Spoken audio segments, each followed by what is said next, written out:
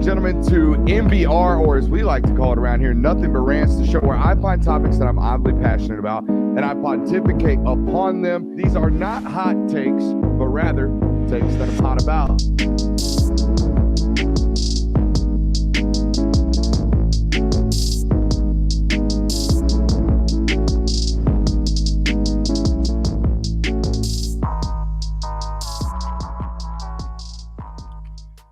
Welcome in, ladies and gentlemen. Welcome into a fine Tuesday evening here on the Film Guy Network. I want to get this out of the way. Go ahead and like the video, subscribe, all that good stuff. Get the business out of the way. Normally, I, give you a nice little rant, and it takes about, 5 or 6 minutes, and then we tell you to support the channel. Support the channel up front. It ain't that type of night. It's a Tupac Shakur type of night. You know what I mean? It's a hit 'em up type of night. It's one of them nights where you walk in and you just start right off the bat. You say, hey, first off, F the chick in the clique you claim. West Side when we ride, come equipped with game. I mean, it's that kind of night. It was very much so a Tupac Shakur kind of day on the UGA beat today. Okay, we've been talking about it on this channel for weeks about, how can they do this? That's kind of how we've been phrasing this. How can a company go about reporting news and articles with such sensationalism as the AJC has been doing over the last couple of weeks and last couple of months without any type of repercussion, right? How can a so-called investigative journalist portray events without full context, so much so that they misrepresent the facts of the entire case, and leave off entire message threads of a so-called investigation, right? How are they allowed to do this? That was kind of the stuff that we talked about on this network. Told you to stop hate reading, told you all kinds of different stuff about this. But the premise of it was, man, how can they do this, right? And it wasn't necessarily about going to bat for Georgia or defending Georgia or anything like that, right? It's not like Georgia is some kind of helpless victim in any of this, right? They have some cultural things that need to be addressed, particularly the speeding incidents as of late. But that's not what we're here. This wasn't about, or this hasn't been for us about defending Georgia in any, form or facet. It was more so casting light on this type of sensationalism, just saying, man, like, dang. How are you allowed to do this, particularly when there's an apparent fabrication of the truth occurring? That's what we felt like was happening. We felt like as we were reading these articles and we were reading these reports, if you will, and these investigations, if you will, we felt like there was a misrepresentation of the actual occurrences of the events, right? The actual happenings, the actual things that happened. Felt like that wasn't necessarily the way things were being reported when you had the full context, because you certainly weren't getting it from the AJC. So how do they go about this without any type of repercussions? That's what we kept asking and kept asking and kept asking. Well, today, just 15 days after the AJC and Alan Judd released their article titled, quote, UGA rallies behind football players accused of sexual abuse, UGA sent a demand, not a request, a demand for retraction from the AJC. It's a 9-page document. And if you thought Tupac talking about, getting after Biggie's wife was not holding any punches, this was 9 pages of I don't even know how to explain it other than what I'm going to walk you through. We're going to talk about it. It's a 9-page document spanning north of 4,000 words. And again, you will see a complete undressing of a certain publication, and particularly a certain writer, and most notably his most recent article, right? There was multiple mentions in that email today, that long, extensive 9-page document. There was multiple references to Georgia's displeasure rather with how they've been reporting. But most notably, the 9-page document was basically tearing apart Alan Judd's most recent article. Again, the one that claimed that Georgia was rallying to the defense of, sexual abuse allegers, right? So before we get into any of this, before I read you any of this document, I want to give some kudos to some people. Jake Rowe, friend of the network, a tremendous reporter. I got to tell you what, that dude grinded this report. That dude grinded this story and grinds every story that he writes the same way I do tape. All right. There are certain things that guys do in this beat that I will never be able to do. Writing efficiently as the way and covering this, unbiasedly and completely forefront and upfront as the way that Jake Rowe has done, I think it needs to be tremendously commended. So if you can go out of your way to give him a little tip of your cap, give it to him. But there's another shout out that I want to give. And I know there's a lot of people that probably weren't given this one. I'm going to tell you right now, there's a lot of people not necessarily referencing this network, if you will, that kind of led to today's letter. Not necessarily led. What led to today's letter from our UGA was the insistent reporting, or, insistent reporting and inaccurate reporting. That's why they did it.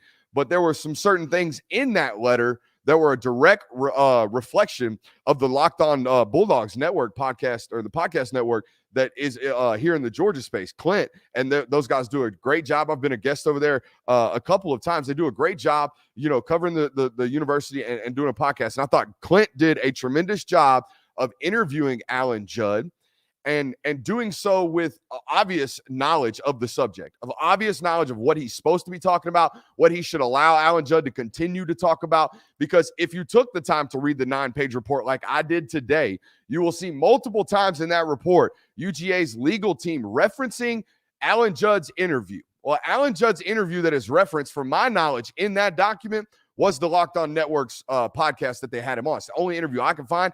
And without a doubt, I watched that interview, and I think you should too, because I would have not done a good enough job of allowing Alan Judd to continue to talk, because that's what Clint did a great job of. And if you go read that article today, and if you go read that document today, there were multiple points where they're like, well, you said this, Alan Judd, in an interview. That is not true. That is clinically a lie, right? That type of stuff. So if you go back and find that today, I wanted to give kudos, because it's very rare do you see a podcast or a YouTube channel being essentially credited in a school investigation like this. And again, it wasn't like some credentialed media member. This is a fan network podcast that took it upon themselves to interview Alan Judd. So kudos to them. I told you, I'm not going to read the entire document. I don't want to read 9 pages of documents to you, but we do have a habit on this channel of bringing you, delicious lyrics. I mean, just bars after bars, whether it be country, rap, alternative. I don't know. We give it to you all over the spectrum with regards to just lyrical genius. And I'm going to tell you right now, there were a couple portions of this 9-page document that I was like, damn, that's a bar. That's an absolute bar. Like, it was so perfectly crafted, this statement, that I felt necessary to bring you my 3 favorite absolute stanzas of poetry that were delivered today via the UGA legal team with regards to, requesting a retraction from the AJC. Bar number 1. This one is off the top rope. This is how they introduced the premise of the article about what was fitting to go down. This would be like the DJ coming on and be like, pew, pew, pew, pew, pew, DJ Ear Real, and then giving his tag and letting everybody know where this music was stamped from. And this right here is a stamp if I've ever seen it. Right here, quote, Without these significant errors, distortions, and potential fabrications, there is simply no basis for the article's central thesis that the UGA football program actively supports players accused of abusing women. Consider that thesis and how abhorrent it is. To quote Carl Sagan, extraordinary claims require extraordinary evidence. But time and time again, the article fails to provide any credible factual basis for its sensational claims. We do not shy away from good reporting that informs the public and helps us consider our programs and the ways we can improve them. But we also do not shy away from calling out reporting that fails to meet these standards. In other words, they said the same thing we did last week. You made these outrageous claims in this investigative report, these absolutely outrageous claims. You painted a 16-year-old man as a predator, right? That's what you did. All right, not light-footed. You didn't tap around it. No. You one-sided reported some serious stuff. So again, with significant errors, distortions, and again, potential fabrications. So says Georgia. Bar number 2 that I want to give you. This one was in reference to the, quote, 11 more claims that Alan Judd and the Atlanta Journal-Constitution made in their recent article on June 27th. Quote, noting this discrepancy, referring to the 11 more claims, and being skeptical of the claim, we asked Mr. Judd to provide a full list of the 11 players that meet his description. Seems reasonable. He initially responded he was away from his office without his files, but would respond when he returned to the office. After repeated follow-ups, Mr. Judd refused to provide the list. He claims the AJC has, quote, a policy and not to, quote, release unpublished information, although he has not provided a copy of the citation of this policy, meaning he hasn't proved that such a policy exists. And then they go on to say, even if such a policy exists, the AJC did publish this information. In your article, Mr. Judd, you said you had 11 more examples. So you publish this information. They call upon this information. I don't have it, man. Sorry, can't give it to you. That's very peculiar, isn't it? That's like really peculiar, particularly when we're talking about like sexual assault crimes, rallying to the defense of abusers. That's what we claim in these headlines. Absolutely insanity. Bar number 3. Well, I don't know why I put 2. Bar number 3, and this one, honestly, this one's my favorite. This just shows you in full detail in about, 180 characters right here. This tells you exactly how crooked and slanted this report was from the AJC and Alan Judd on the reporting of the, quote, friendly interrogation with the Athens Clark PD. This is what this is from the letter regarding the, if you remember, Alan Judd referred to the investigation of Jamal Jarrett as a rather friendly and bulldog-friendly investigation. Listen to this. Mr. Judd first describes the interview as, quote, a remarkably friendly interrogation at the Athens police headquarters, where the detective investigating the sexual assault allegations spoke of, quote, my beloved bulldogs. Well, here's the facts. The words, quote, my beloved bulldogs were uttered by the detective 22 minutes into a 54-minute interview when Mr. Jarrett explained that the complainant had searched for him online and initiated contact with him after seeing him from a distance at the January 2022 National Championship Parade. Recalling that day of the parade and lamenting that he was required to be on duty that day, the detective noted sarcastically, one of my many Saturdays I had ruined working on behalf of my beloved Bulldogs. So not only was he withholding information, critical information, such as the messages that they proved consent, right? Not only did he withhold those text messages and choose to select the ones that he chose to select in his report, not only did he do that, right? He used an arbitrary quote, that came from a 54-minute interrogation in which he not only used out of context, but like completely misrepresented. All the police officer was referencing was the fact that he had to work during the parade day. One of the many Saturdays he's lost due to working, for his beloved Bulldogs. There was nothing in reference to the actual investigation. So, man, bottom line, the UGA Athletic Association was absolutely not having any of it today. It was curated 15 days, right? This article came out June 27th. They were very, very deliberate, very, very quantified with their approach about this. And today, I got to be honest with you. Today was not about winning the public appeal. Today was about winning the public appeal. And that's exactly what they did. They wrote this article, and for Georgia fans that want to, look into this stuff, they read this article, and now they know, right? They know what we've been trying to tell you, just in a 9-page format, right? But at the end of this 9-page email that we all have access to now, they demanded, not requested, they demanded swift action and retraction, right? That's exactly what they said. They said, we want this pulled, essentially. Okay. That was at 2:00 today, guys. It was at 2:00 today. Since that article or since that email has been found public, they have already had a press conference with Kirby Smart. They have already had Alan Judd in the building asking questions. They have already had all these things. And without the AJC retracting a statement, Alan Judd's already written a new article. Already wrote a new article. Quote, Smart, UGA deny leniency in sexual misconduct cases. Buddy, they didn't deny it. They requested you to retract it because it was false in their opinion. You know what I mean? That's not denying. That's request for retraction. Those are two different things. But I always say that to tell you that this has only just begun. Like, if a 9-page document today, if like laying it out and showing you how many different times this guy, irresponsibly reported something very, very serious, if that don't not necessarily get rid of it, but if that doesn't stop this stuff from continuing to happen, I don't know what does. If the AD himself, if the lawyers from UGA themselves come out and say, hey, look, dude, like, this is what actually happened, this is what got reported, what are we supposed to do? I don't know, but it ain't stopped him. Again, today was about making sure that the public knows that this dude is out here doing this, because the dude ain't stopped doing it. I mean, again, he, quote, Smart, UGA deny leniency in sexual misconduct cases. They're not denying nothing. They asked you to retract your article because it is falsehoods. That's crazy. It's crazy. Welcome into tonight's show. I told you we had a loaded one for you. I wasn't even going to wait. I mean, I don't have bosses. But, I mean, YouTube experienced people would tell me, you went 20 minutes without telling them jokers to hit the thumbs up button, hit like, hit subscribe, all that good stuff. Yeah, I did. That's my bad. That's on me. All right. But we got it out in front.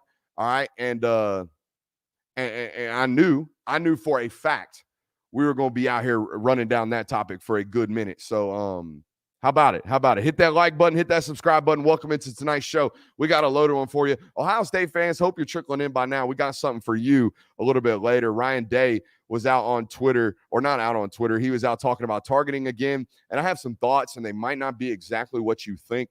We have part 2 of Buy, Sell, and Hold series on the SEC coaches.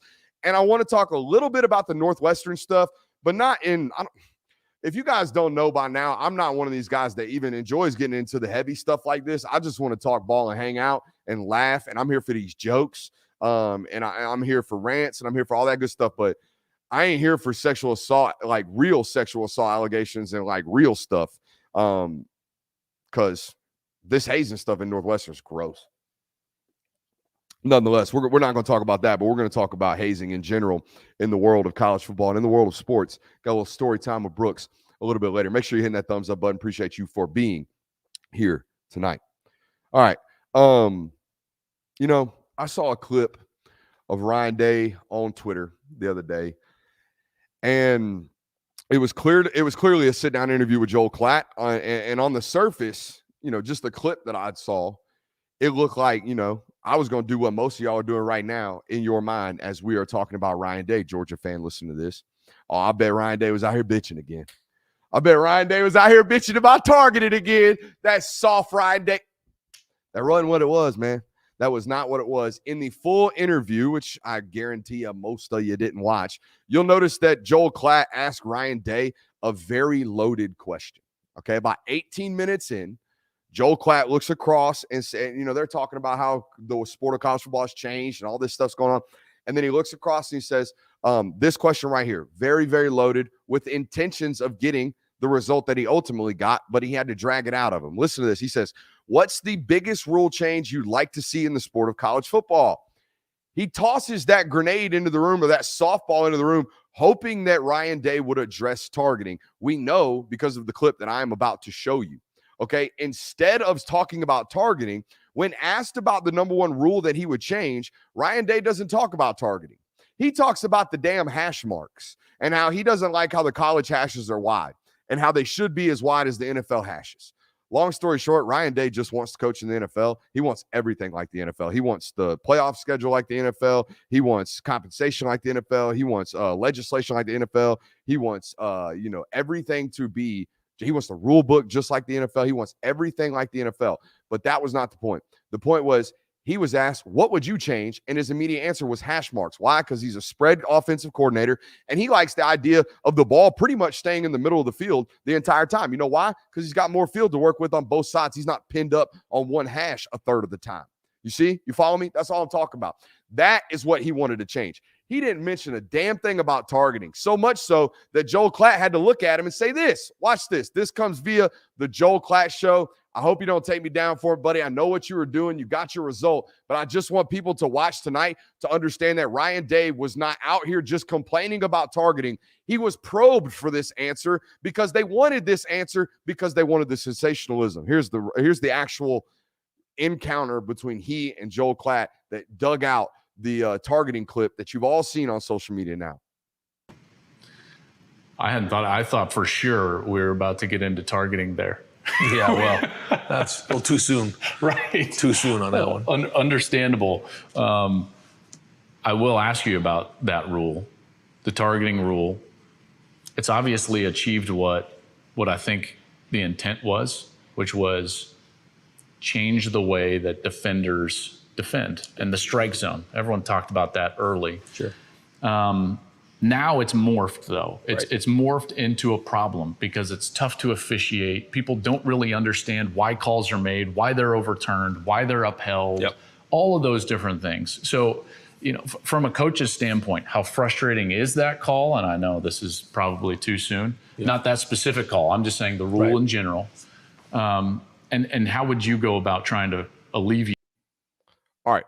First of all, talk about leading the witness. He didn't even want to talk about it. Again, as soon as he talks about, I thought that conversation was going to go into targeting, he laughs and says, probably a little bit too soon for that conversation. And then Joel Klatt continues, like his job is supposed to as a journalist, continues to harp on this idea of targeting and then goes to this elongated question about basically, what's your opinions on targeting and replay and all the role in it? And here's Brian Davis. I think the first thing is it has to be common sense. I think that's your point. We're getting so much into the weeds on this that we've lost where we started on it. And what was the reason why we did this? To protect young men. Mm-hmm. And so, if someone's launching at somebody's head and they're unconscious on the ground, that's not what we want here. And so I think sometimes, we get into these slow motion things and we start to get so, caught up in the little details of everything. And it's not realistic sometimes watching it in slow motion. So I think there has to be some sort of a common sense. I think we have to still trust the referees on the field and what they see. They're there for a reason. And then if it's egregious, one way or the other. Oh, my bad. Basically goes on to say if it's egregious one way or the other, then get back to the instant replay. And here's my deal. Okay, here's my thing. I don't blame Ryan Day for that interaction. I don't think that's Ryan Day bitching. Like Georgia fans will listen to that and they'll be like, damn, it's July. Why is Ryan Day still talking about targeting? Because he was probed to talk about targeting. And if you didn't watch the full interview, you probably didn't understand that. You probably didn't see that. And you probably want to just jump down Ryan Day's throat and call him soft. And I wanted to do it too, because the first time it was presented to me as Ryan Day's out here complaining about targeting in July. I think that's soft, but that's not what he was doing. He was complaining about hash marks and was forced to talk about targeting. So you see, the job of a college football coach is kind of to defend his people, defend his constituents, right? Particularly defend his constituents and at least go to bat for their feelings when, I don't know, a college football playoff berth and a college football national championship berth is kind of on the line and they believe, right or indifferent or wrong, whatever, they believe that targeting penalty is the reason they didn't win a national title, not the missed field goal, not the sacrificing 2 14-point leads, not Kirby Smart calling a fourth down timeout and saving a fake kick that was on film. Not all that. They think this was the reason. So what's he supposed to do? Say, nah, I actually like it. I'm cool with the ruling. No, it's not what he's going to do. He's going to go out there and defend his program just like he's supposed to do. So just when you probably thought I was going to come on here and shit on Ryan Day, hey, kudos to Ryan Day. Ryan Day did what he was supposed to. Complained about hash marks. Ha, don't even want to talk about it. Oh, you're making me talk about it? Okay, I'll defend the position I had back in January. That's coaching PR 101 right there. Good job on that. Now, let's talk about the actual comments here about targeting in and of itself. Let's put aside the, oh, he's soft talking about targeting in July, because we already put that to debunk that. We don't care about that. Let's talk about his actual comments. The quote, common sense is what Ryan Day is asking for with regards to targeting, except, man, we really don't apply common sense to rules and laws. No. Rules and laws, for as long as they've been implemented, have been written down, accepted, then instituted for consistency. It's the whole freaking point of rules. Ever heard of the idea or the term not common sense is not common? You ever heard that? Common sense is not common. Not everyone has the same sense of commonality. That's not how this world works. If you don't have a Southern mama, you probably never heard that, but I bet you have. Common sense is not common. So no, we cannot leave things up to debate for common sense. The letter of the law on targeting is very, very clear. It's very simple nowadays, okay? Did the defender lead with the crown of his helmet? Yes or no? If he did, targeting, okay? If he did not, did the defender launch himself into the head or the neck of a defenseless receiver? If he did, targeting. If he did not, not targeting. It's very, very simple and letter of the law. It really is. And when you boil it down to something that simple, the only way to ensure 100% consistency to the letter of the law, which is the purpose of a rule, is to be implied to the letter of the rule, then you need the instant replay. Because like he said, it's happening really, really fast. Well, if we want to make sure the rules are implemented to the letter of the law, we better slow it down. And we better notice that Javon Ballard actually led with his shoulder, not the crown of his head. So the first box is not checked with regards to targeting. Oh, and by the way, did he make contact with the defenseless receiver's head or neck area? No, they both collided shoulders. It does not matter, per the letter of the law, if Marvin Harrison was then subsequently knocked out. That is not the purpose of the rule. The purpose of the rule is to be implemented to the letter of the rule. And the only way to do that at high speeds is to put it under instant replay. Do you know how I know this? You know how I know this? Because we tried. We tried. When targeting rules were first implemented in college football, there was no instant replay. And every coach in America hated it.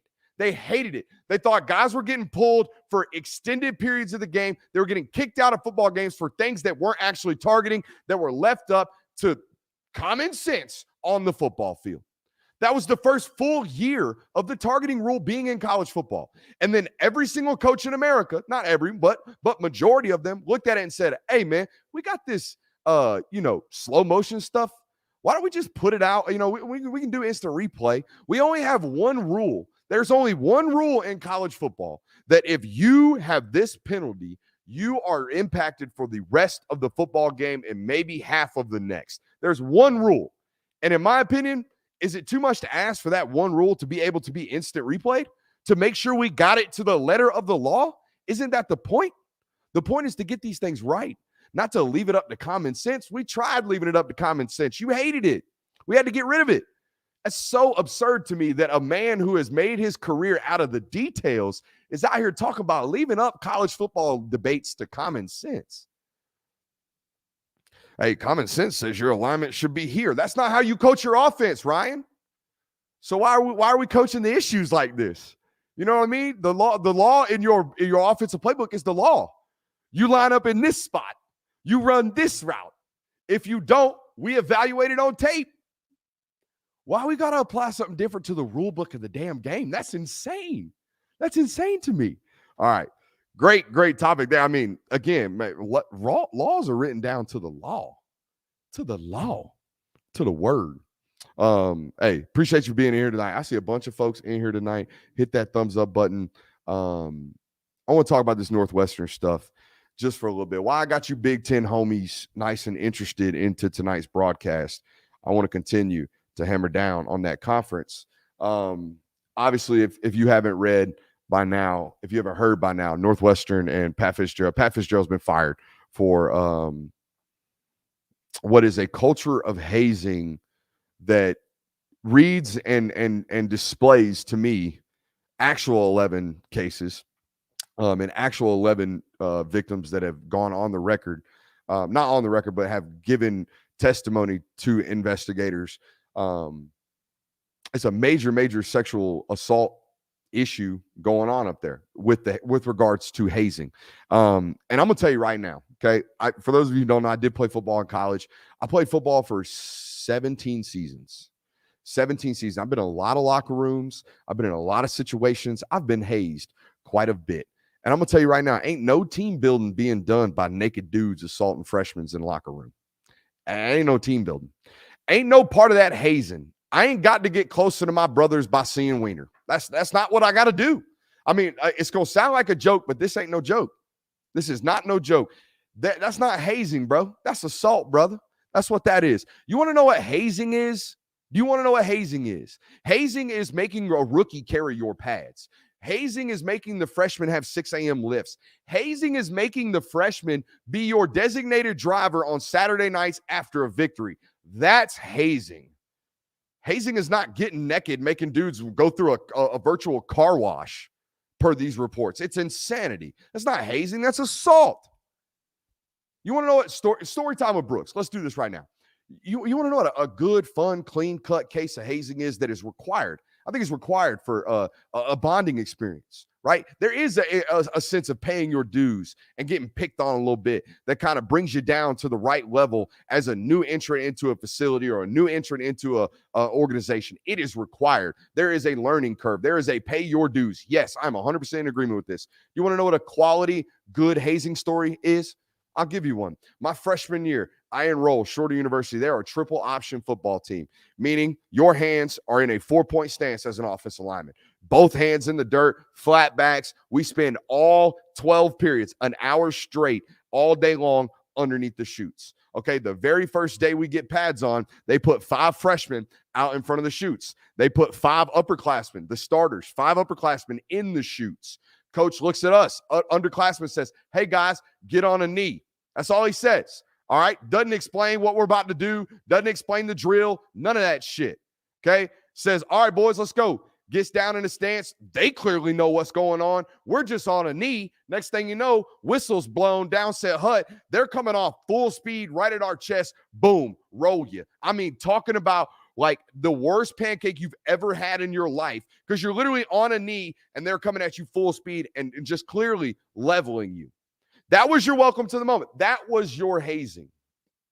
If you get naked in no shower, get out of here with that stuff. That's gross. It's gross. Never ever understood that.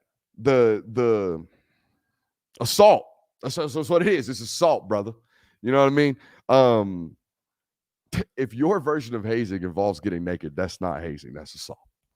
And if you're a coach, Pat Fitzgerald, that knows anything about such a thing, if you know anything about your dudes getting naked and rubbing Nate Johnson on other people and you don't stop it, your ass needs to be fired. Period. Amen? Can we get an amen from the chat? I think we can get an amen from the chat. And here's the deal. Pat Fitzgerald going to be on some staff soon. He's going to be some defensive analyst making $250,000 a year, and he's going to have a cushy job. And the next thing you know, he's going to be at San Diego State. You can be like, damn, Pat Fitzgerald coaching it? Yep. It's going to happen. Okay, just hopefully they ain't out here doing the meat car wash in the locker room. You know what I mean? Because that ain't hazing, bro. That's assault. On to our next topic. Let's wrap up tonight's show with a little bit of buy, sell, and hold. Don't know if you know about buy, sell, and hold, but it's a revolutionary topic that we've done, or content strategy that we've done created around here. You won't find it nowhere else, just like you will not find film studies anywhere on the internet. Not at all. You can only find them here and on patreon.com/Brooks Austin. You know, that's the first Patreon plug in like 2 weeks, I feel like, on this platform. So if you're not subscribed, patreon.com/Brooks Austin. Do it today. You won't regret it. So shouts out to the Patreon homies over there. But let's do this buy, sell, and hold. We got part 2 of the SEC coaches. Last night we talked about Josh Heupel, Sam Pittman, our boy Mark Stoops. We on that Mark Mountain, baby. If you ain't on that Mark Mountain, go get a flag, plant it with me, because we on that Mark Stoops Mountain, and we going to live on it. We are not on that Jimbo Fisher rant. Nope. Clown act. But tonight, we have Kirby Smart, Eli Drinkwitz, Billy Napier, and Clark Lee on the agenda. So here we go. Let's start with the easy one. Let's start with Kirby Smart. We started this discussion last night with kind of laying the groundwork of where the stock was, right? What the value on the proposition of the company was. And here in this case, with Kirby Smart's stock, if you will, the question would be like, is there any more stock left to buy? Or has it reached the point of the Apple stock before Steve Jobs died where you're like, that price can't go any higher, so let's just avoid buying it, right? It can only come down. Is that where we've reached at the point with Kirby Smart's tenure? So let's not look at him in terms of an investment opportunity. Let's look at Kirby Smart as a projection opportunity. Let's look at his stock as an opportunity to project whether or not it will hold its current outrageous status or whether or not it will tick down just a little bit, right? A projection, not a, that's all it is, just a projection. Given what we saw from Georgia and Kirby Smart, do we believe they will have sustained success, or are we to believe there will be a tick down in his performance? Here's what I'll tell you. It's impossible kind of to maintain what they've been doing right now, but it's not impossible if there's a perennial playoff opportunity coming your way in just a couple years, right? In 18 months, Kirby Smart will never know of a season that didn't exist or end in a college football playoff berth. He won't. Kirby Smart, as long as he is coaching at the University of Georgia, has punched his ticket to a college football playoff. Period. There won't be a year where a 10-2 Georgia football program does not make a 12-team college football playoff. So if you're talking about whether or not you're going to be in the perennial chase for a national title, can he maintain that success? Yes. Yes, he can. He absolutely can. You know how I know? Because here's the thing. Here's what I want to know, Georgia fans. Okay. And you might have the answers to this question. But what's the difference between 2017 and 2021? I mean, because if you look at 2017 and 2021, the difference between losing a national title and winning a national title, most fans will tell you it's either because you couldn't redirect in cover 2, right, in 2017 properly. You probably shouldn't have been in cover 2. And definitely haven't ran cover 2 very much since. But shouldn't have been in cover 2. Tyler Simmons was on sides. Those are the first two things you'll tell me about 2017. And 2021, your first national title in 40 years. You know what the first thing said about that thing is from anyone not named a Georgia fan or claimed to be a Georgia fan? Jameson Williams. Like immediately. So the difference between losing a national title is cover 2 or Tyler Simmons being onside or Jalen Hurts not getting hurt, right? All these like little bitty minor details, little bitty small changes led to you losing one. And then all of your ops claim that all these little bitty things led to you winning one. And then we could do the same thing. What's the difference between 2019 and 2022 for the University of Georgia? I'll tell you what it was. Jake Fromm damn near throwing 2 pick sixes against South Carolina. That's what the difference was between you and a college football playoff berth. That's it. And in 2022, you know what? Y'all got all kinds of Marvin Harrison stuff going on in your mentions. There's all kinds of excuses for why you won a title and other teams didn't. All the point I'm trying to make to you is, how do you sell stock of a stock that ain't changing? In fact, it's guaranteed to have the same results. The results of being in a national title contention platform and discussion. That's what Georgia is for the remainder of time, as long as Kirby Smart is the head coach. So if that's the point, and if that's what we're talking about, then you have to buy the stock, right? You have to buy the stock because he's got a chance and a fighter's chance and a puncher's chance, a big-time puncher's chance every year to win a national title under the current situation. So for that reason, I can't believe I'm saying this. I'm buying stock. I'm buying Kirby Smart stock. It's like buying Apple stock when it was through the roof, buying more. Eli Drinkowitz. Let's talk about you, baby. Y'all know, I don't really know what the national perception of Drink is. I know what my thoughts of the man are. We'll give them to you here in a second. But I think he's a young, energetic coach. I think he's a tremendous quote. I think he's fun. I think he's lively. I think he's got some solid offensive principles, even though I hate the backside cutting that he does on stretch zone. In fact, I've gone as far as to say I think it's dirty what he does on the backside of outside zone. But nonetheless, that being said, I know what the stock price of Eli Drinkowitz is. Missouri told us this offseason, or this last season, right? I know that a 17-19 record in about 3 years at Mizzou was good enough for not only the boy Eli to get a $2 million a year pay bump, but also get extended to 2027. So you know what Eli Drinkowitz ain't doing? Eli Drinkowitz ain't going nowhere. Eli Drinkwitz going to be in Columbia, Missouri for a fat little minute. I will tell you this, though. I'm holding on to whatever stock it is because I know what it is, right? I know what Eli Drinkwitz and Missouri under Eli Drinkwitz are. I think it's Missouri football. It's what Missouri football is meant to be, unless Chase Daniels somehow were to be reincarnated, and all of a sudden they turn into some type of Western Division or Eastern Division Conference Championship winner. I don't think that's happening anytime soon. But if you told me every 4 or 5 years Eli Drinkwitz is going to turn in a really, really fun 8-4 season, a really, really fun 9-4 season, and the rest of the years he'd be about 500, I would tell you that's what Missouri football in the SEC is. That's what Missouri football in the SEC should be. They should be happy about that. Otherwise, I don't know. It don't necessarily look like that, right? Devil kind of deal right there. If I told you you could have a really, really fun 6-7 every single year, and then occasionally be 9-4, occasionally give the big boys a run for their money, occasionally give folks some scares, I would tell you, and so would Kirk Ferentz, that that's a great freaking living. We can do that for 25 years in Midwestern football, and nobody would ever know the wiser. We can hang out. We can make hundreds of millions of dollars. We can coach here forever if we just stay average. And I think Eli Drinkwitz is more than qualified to stay average at Missouri. And it's hard to stay average at Missouri. It's really, really hard to stay average at Missouri. Let's talk about another team that's going to have a hard time staying average this year, and that's the Florida Gators. It's hard not to sell this one. It's really, really hard not to sell this one.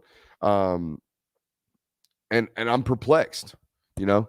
I love me some good football. I get asked all the time, Brooks, who are you a fan of? And despite the fact that, any non-Georgia fan watching tonight is going to be like, oh, well, he's a dog. I mean, he covers Georgia and he only talks good about Georgia, despite the fact that they're a 2-time defending national title, and they are the precipice of college football, or the pinnacle of college football, and they are kind of the model right now. And even though that makes sense that he would talk only glowingly about the team that's walked through college football the last 48 months or 24 months, I'm not going to give him the benefit of the doubt there. I'm just going to call him a homer. That's not the truth. In fact, my fandom comes from enjoying good quality, explainable football. We talked about explainable football last night with Tennessee, how everything I thought that they did from a football perspective, X's and O's, was explainable. I could look at it, I could watch it, and I could explain why they did what they did. That's good coaching. I felt the same way about Florida last year. I can't lie. Okay. I watched them on tape, and I thought they did good things. I thought they had a quarterback that was a 1 to 2 read processor that could throw at 75 yards. Okay. That also had a really, really good ability to extend plays with his legs. So you know what they did? They made him they turned themselves into a 12 personnel football team, and they started to run the football heavily out of pistol play action, and they started to take shots deep, and they started to run 2 and 3 man wide receiver concepts to where the quarterback wasn't having to deal with a lot after he turned his back to the quarterback or to the defense. They did exactly what they were supposed to do. I thought they had a roster filled with old guys that weren't SEC good because they were recruited by Dan Mullen, who doesn't give a shit about recruiting. So you know what I saw on tape? I saw Shamar James on film. I saw 4 or 5 of those young DBs that they signed when he first got on campus. I saw things from Billy Napier on tape that I looked at and said, you know what? He's doing the right thing. But Billy's problem ain't on the football field. Billy's problem is bad luck. I think there are some things that I could say and I could point to, and I say, you know what? That's a questionable decision. I don't necessarily like that. I don't love the size of his recruiting staff. I think that's stupid. I think it's counterproductive to have hundreds and hundreds and hundreds of people helping you to decide how to get 25 kids onto your roster. That's not the goal. The goal is to develop relationships with kids on the trail. That's the goal. And if you ain't doing that, you're not winning. So why have all these bodies in your building when they're not contributing to development of relationships? They're just getting in the way. I didn't necessarily love it, but when I watched it on the field, you know what? I can explain it. Again, Billy's problem is not football. Billy's problem is not coaching. Billy's problem is it's way too loud and way too noisy. Okay, way too loud down there. Way too much talking. Can't keep nothing in-house. Can't figure out how to keep all the sources in-house, right? Talking way too much because he hired way too many damn people. All right? I don't love also watching you kind of change out a couple of staffers after your first year. Don't necessarily love that. Don't love watching analysts go back to high school coaching jobs. Don't love that. Don't love that at all. And I really, really, really don't love the fact that I said it's bad luck because I think he took over a decimated roster. You guys know my thoughts on Dan Mullen. I think Dan Mullen's a really, really good offensive coordinator. But Dan Mullen had Florida's roster looking like Mississippi State's when he left. That's what it looked like. When he left Florida, that roster was decimated. It did not have top-end SEC quality talent on it, okay? So not only was he handed a shit sandwich with regards to his roster, he's been handed the toughest schedule in the sport the next 2 years. And all he's got left to battle it out is Graham freaking Mertz, and next year, probably DJ Lagway, a true freshman, to go up against the hardest schedule in college football. So I could sit here all day and I could tell you, you know what? Billy does a pretty good job. Billy's players love playing for him. The players love him. His coaches, the ones that are on the staff, they seem to love him. All right? He makes good decisions schematically. X's and O's, kind of solid. You know what? He recruits pretty damn well too. So what's the problem?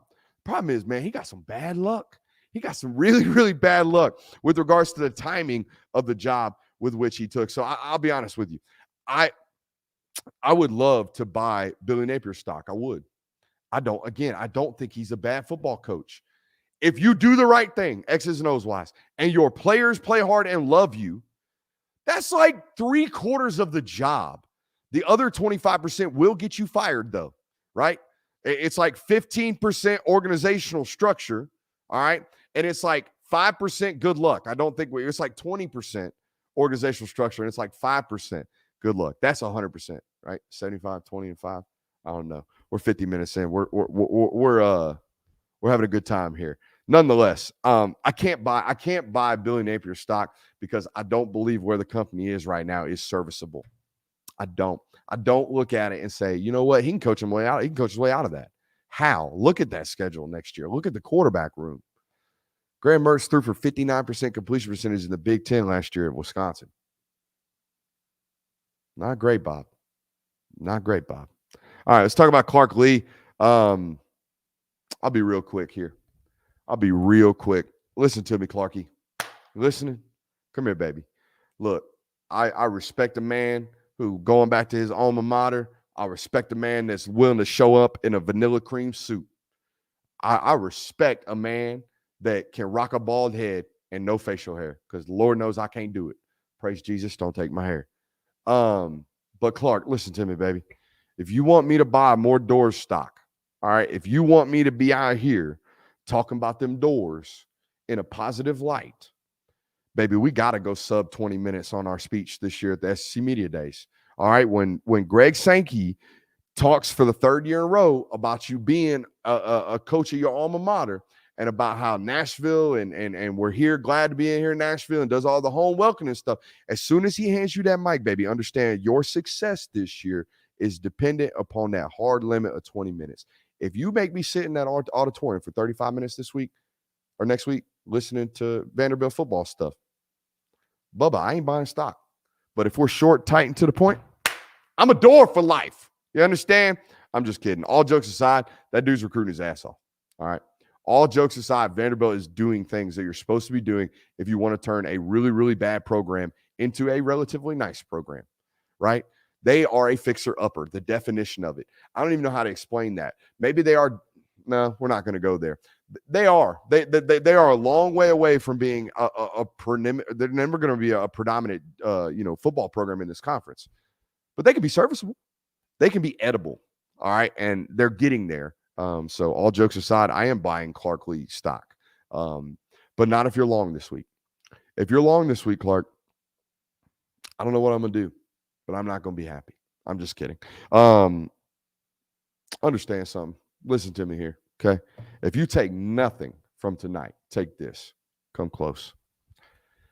I'm not Bruce Wayne, but I'm getting comfortable in the dark night. See y'all later, baby.